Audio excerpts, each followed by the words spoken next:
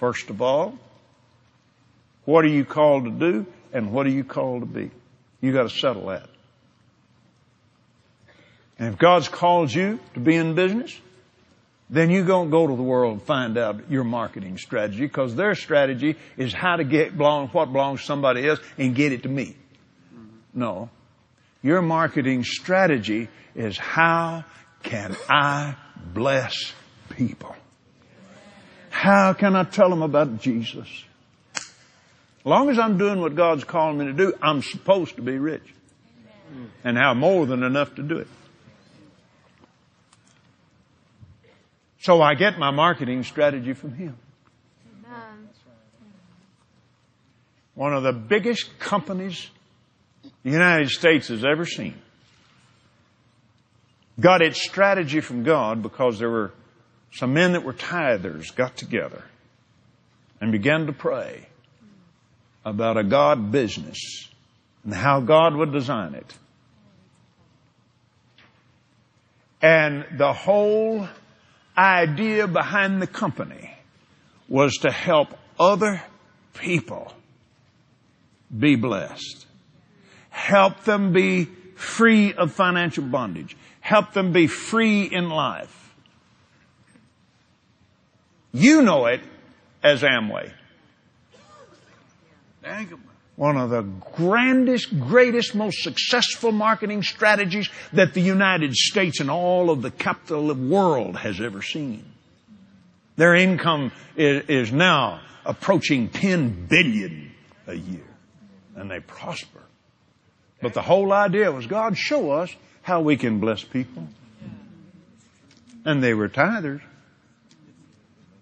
They had a right to pray that.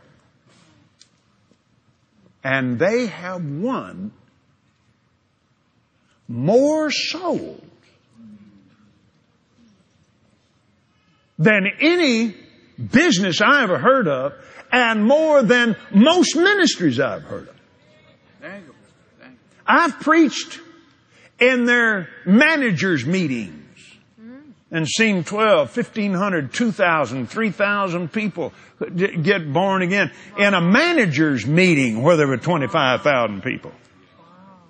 Now, they won't force you to get saved, but they sure going to tell you about it.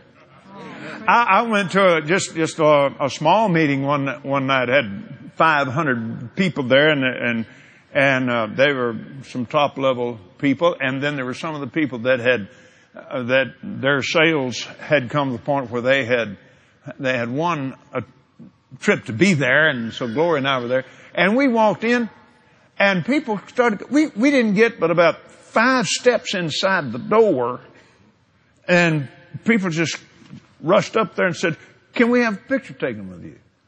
Sure. I got so tired smiling, my face fell in. And he finally came over there and just broke it up. I have never in my whole life had so many pictures taken of Gloria and me in one time. Every one of them lined up there would have taken a picture. He said, "You know why they all want their picture with you?" I said, "No." And he got one of their sales books, sales presentation. And in that book was our book on the laws of prosperity. And when they bring somebody into their company, this is one of the things they expect them to read. That's great.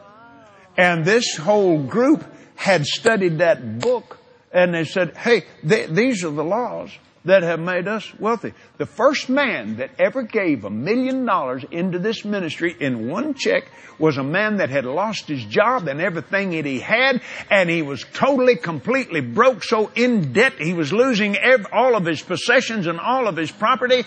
And he went to a Burger King and he sat down in the back of the Burger King, and he'd order 1 cup of coffee and then get water refills, because it's the only place he had where he could go and read. And he studied the laws of prosperity. This man was on up in years. There didn't want anybody interested in hiring him, particularly on the level where he had been. He was willing to work for anybody.